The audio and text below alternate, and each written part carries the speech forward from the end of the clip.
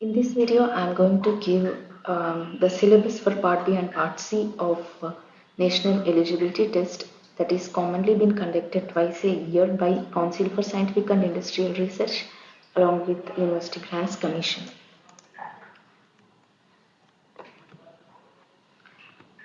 And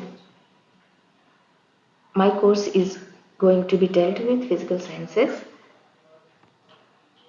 So as I already have mentioned in my previous video, this national eligibility test is having the question paper framed in 3 parts. Part A is all about the general aptitude questions, so I'm not going to touch anything in that. But Part B and Part C are the core subjects. Within this, I'm going to explain or introduce the papers involved in Part B and Part C as well. In Part B, the papers involved are mathematical methods of physics, classical mechanics, quantum mechanics, electromagnetic theory, statistical mechanics, electronics and experimental methods. In Part C, along with these 6 papers, there are 3 additional papers involved in this part. They are atomic and molecular physics, condensed matter physics, nuclear and particle physics. Even though the same papers are involved in Part B and Part C, the 6 papers, the complexity of questions asked in Part C will be more than that in Part B. And weightage of the questions are also gets varied from Part B to Part C. So now let us see in detailed description of these papers. As per the feasibility of understanding and the questions that are being framed, I just would like to group these 9 papers into 3 groups. The first group contains quantum mechanics, classical mechanics, statistical mechanics. These are the mechanics that are useful to describe a system and its condition or state in physics terminology. And the second part involves mathematical methods of physics, electromagnetic theory and electronics. These are the different group of papers. And the Part C is grouped with atomic and molecular physics, solid state physics, nuclear physics. And out of these 9 papers, electromagnetic theory is being considered by most of the candidates who are preparing for national eligibility test as toughest one. It is the perception of few candidates, but not all the candidates. It depends upon the kind of inclination they are having towards the subject.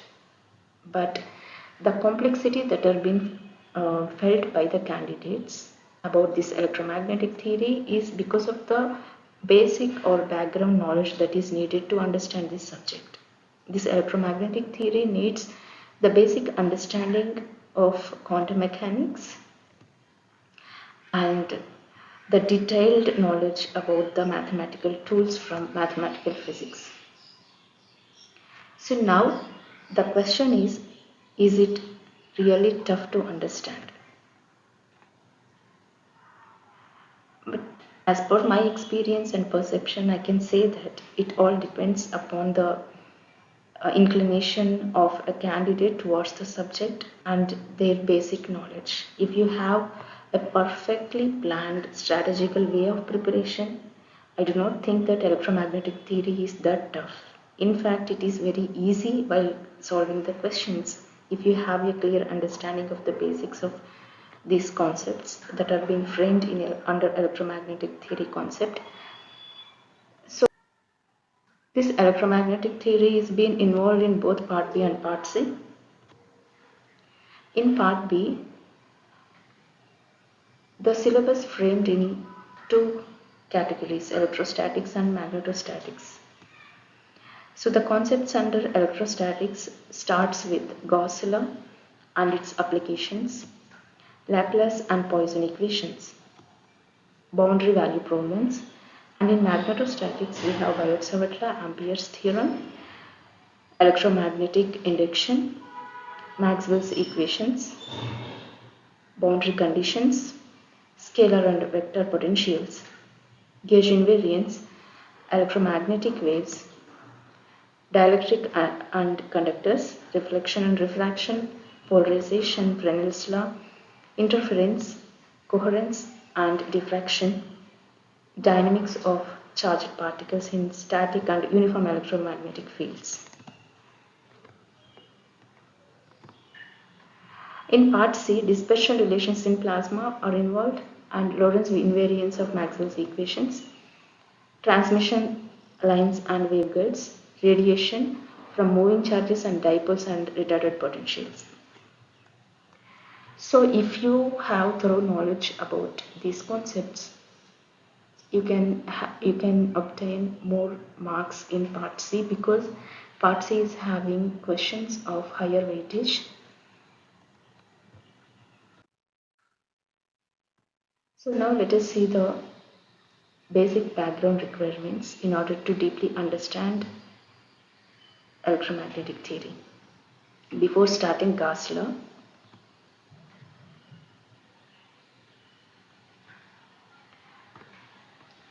we are needed to have in-depth knowledge or knowledge about these concepts, scalars, vectors. These are the concepts we are already getting introduced even from our school days. Even though we are familiar with these concepts, I just would like to quickly brush up these concepts. And depending upon the vectoral introduction, vector calculus are built up, and there are few multiplication operations which are scalar and vector products, which are also called as dot product and cross product, and differentiation rules and the concept of fields, different types of integrals that have been involved in electromagnetic theory, and the concepts of gradient, divergence and curl. So before starting the concepts of scalars and vectors, I would like to start the introduction about the physical quantity. In physics, this is the term which is being commonly and frequently used term. What is the physical quantity? So physical quantity, it is an attribute to describe any system in terms of physics. So for example, if you have an object that has been placed in a space, if somebody is asking you to explain or describe about it, you need few attributes to describe how the system is. Then you need to tell about its weight, shape, whether it is moving or placed at a position in a fixed way. So in order to explain all these things, you may need few attributes. They are weight, shape, and its speed, and what is the temperature of that body or object, or under what pressure it is being kept as per the surrounding environment. So these temperature, pressure, weight, speed, velocity, all these things are the physical quantities. These are the attributes, and we address them as physical quantities in physics. According to their very basic nature, these physical quantities can be categorized into two forms: scalars and vectors. So scalars are the physical quantities which have only magnitude, and in order to define them, we use a horizontal or straight line. Length of this straight line defines the magnitude of the scalar. And coming to the vectors, along with magnitude, they have directional specifications. So in order to determine them or to refer them, we use the magnitude specific line along with the arrow placed at the head. This is the more common specification of vectors. Like this letter represents the physical quantity, and if it is a vector, it can be defined or described with the overhead arrow over the letter.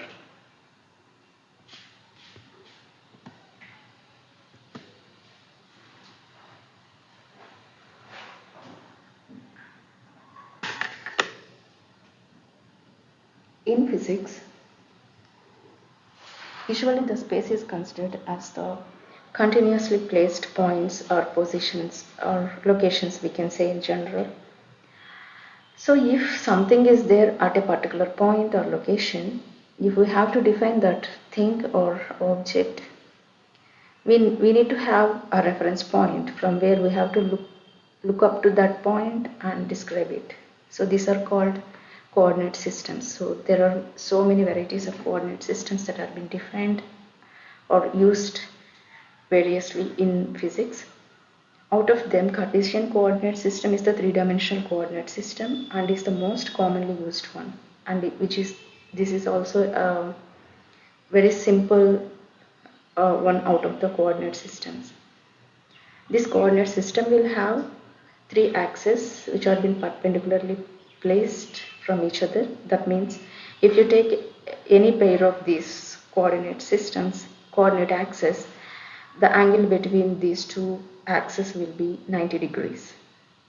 And these coordinate axes are labeled with X, Y and Z more commonly. We can label them with any other names as well if we want. And in order to define directions, we have here reference directional vectors which are called unit vectors. These unit vectors are the vectors which are having magnitude as 1 and are directed towards or along the axis. The unit vector positioned along the x-axis is called I cap. The unit vector along y direction is called j cap. Unit vector along z-axis is called k cap. And the point from where these axes are originally originated from is called origin of the coordinate system. And in coordinate terminology, we specify it as 0, 0, 0. Say for example, we have a point in a three-dimensional space. If we want to look up to this point and to define it, we need to draw a line starting from the origin pointing towards this point, which is called position vector of this point in the Cartesian coordinate system.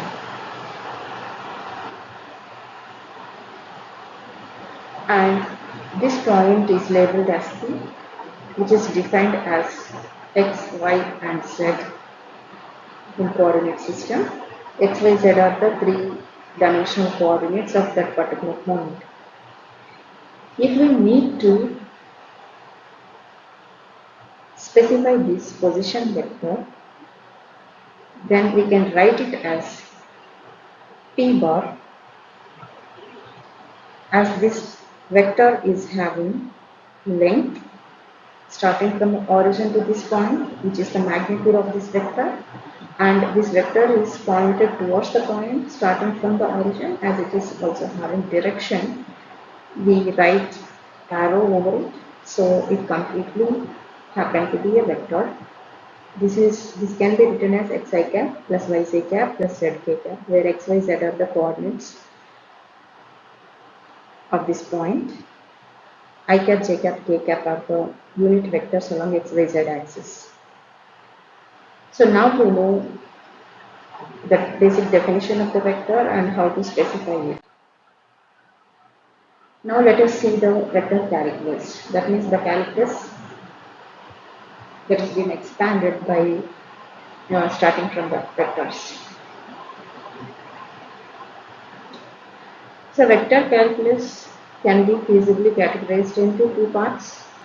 One is the operations and another one is the algebra. First, let me finish the operators. The basic operations that we can do on vectors are addition and multiplication. Coming to the addition, vectorial addition obeys three laws: commutative law, associative law and subtraction law. So coming to the commutative law, a bar plus b bar is equal to b bar plus a bar. That means even if we add a bar to b bar vector or b bar to a bar vector, the resultant vector will have the same magnitude and same direction. So these two are equal. And associative law, when we have another vector which is being added to the sum of other two vectors, even if we reverse this operation, the result will be the same. That means a bar plus b bar plus c is equal to the resultant of a bar plus b bar plus c bar. Coming to the subtraction Subtraction is considered as the reverse addition. That means the b bars, if we reverse the b bar direction and adding to the a bar, it will be equal to a bar minus b bar. That means subtracting b bar from a bar. And in multiplication, there are two types of products or multiplication types: scalar multiplication and vector multiplication. In scalar multiplication, scalar is multiplied to a vector, and it will be like a normal multiplication, like the a bar plus b bar. That means sum of a bar and b bar results in a vector, and we can, when we multiply with a, it will be the same when we multiply with this scalar to the individual vectors and then sum them up. In vector multiplications, we have two multiplications: dot product and cross product. These are the two types of operators or multiplication processes that we can apply among the vectors. So there is no scalar involved in this vector multiplication. In dot product is denoted by a dot placing between the two operands. Here operands are the vectors. When we operate this dot operator between a bar and b bar, the resultant will be the ab cos theta. Theta is the angle between these two vectors. A and b are the magnitudes of the corresponding vectors. So dot product will lead to a scalar quantity. Cross product is defined as cross placing between these two vectors, which is also called as into in our normal multiplication. As we are operating this cross operator between two vectors, for naming convention we have a different name like cross. So we call a bar cross b bar. This a bar cross b bar, when we operate this cross operator between two vectors, the resultant will be this one, that is ab sin theta. Theta is the angle between the vectors. A and b are the magnitudes of the corresponding vectors. And here the cross product leads to the formation of another vector. So this is the directional vector, which specifies the direction of the newly formed vector as a resultant of the operation of the cross operator between a bar and b bar. So dot product gives a scalar quantity, cross product gives a vector quantity. So coming to the dot product, this dot product is commutative. That means the resultant of the dot operation is same even if we exchange the operands. That means a bar dot b bar is equal to b bar dot a bar. And the second law is distributive law, that is a bar dot b bar plus c bar is equal to a bar dot b bar plus a bar dot c bar. That means even when the dot operator is operated between the sum of two vectors and another vector, and if we individually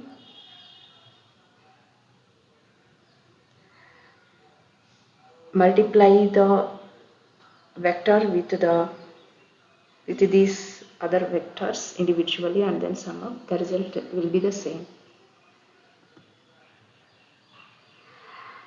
The third one is when we multiply one vector with the same vector through dot operation, the resultant will be the magnitude or square of the magnitude of that vector. That is a bar dot a bar will become a square. Coming to the cross product is not commutative, which means a bar cross b bar can never be b bar equal to b bar cross a bar. In fact, it can be anti-commutative.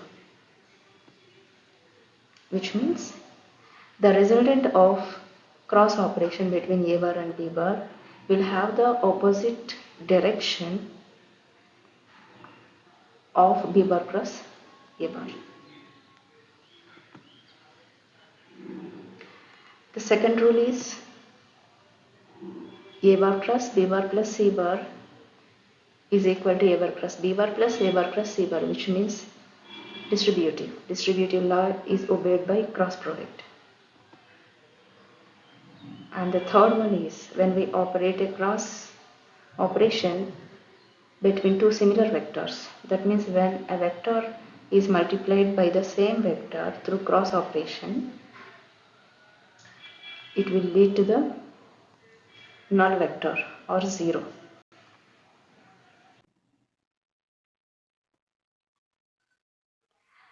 With higher complexity, when more than one vector is involved, that means if we have 3 vectors and vectorial operations, multiplication operations, that means dot and cross products are involved, we can generate triple products, and this complexity can extend to n times. The triple product can be scalar triple product and vector triple product depending upon the resultant quantity. This is the scalar triple product. When we have a vector product or a cross product, and when we operate a dot product with another vector, this will form scalar triple product. So this is the rule under scalar triple product, which is very much important because most of the questions can be asked from these concepts. So it is better to by heart this equation, which means A bar dot B bar plus C bar. That means A, B, C are placed here, and it will be equal to B bar dot C bar plus A bar, and which is again equal to C bar dot A bar plus B bar. So here, in order to remember this, I can tell you one note, like just write A, B, C, and remember to put a bracket for the last 2 vectors and place cross product within the brackets, and the remainder one is the dot product, which you can place out of the bracket. While writing the second term, do the same thing, but here you have A bar as the starting operand, and here you can make it as B, which comes next to A, and here it will be C, because after B, C is the sequence in alphabetical order. And while writing the term inside the bracket, you can write the next one after the first operand. Like here B bar is the first operand, so in alphabetical order C comes after B and A comes after C in a rotational way. And here the same thing, after C again A will come, A will be here, and after A B will come. So this is how you can remember it and reproduce it whenever it is required. And we have another form of this scalar product. This is the one. Here the only thing you have to remember is the vectors within the bracket are interchanged. So A bar is being written in the same way, but B bar and C bar are interchanged in their particular positions. So the same thing happens to all the terms in the equation. Then coming to the vector product, one more thing is here, like dot product and cross products are interchangeable. Like it doesn't matter whether you are putting cross product inside the bracket or outside the bracket, or if you are replacing dot product with cross product or cross product with dot product, especially in scalar triple product, the result will be the same. Then vector triple product. So in this vector triple product, the resultant will be vector again. So only cross product is involved in this. So A bar cross B bar cross C bar is equal to, this thing you can remember as BAC minus CAB rule. You should by heart it, otherwise you may have to derive it during examination, which will be very difficult and very complex also. So you better remember it, BSc minus CAB, and remember to put the brackets after leaving one vector aside, and within the bracket try to put dot. So that's all for this video, and vector algebra will be continued in the next video. Thank you.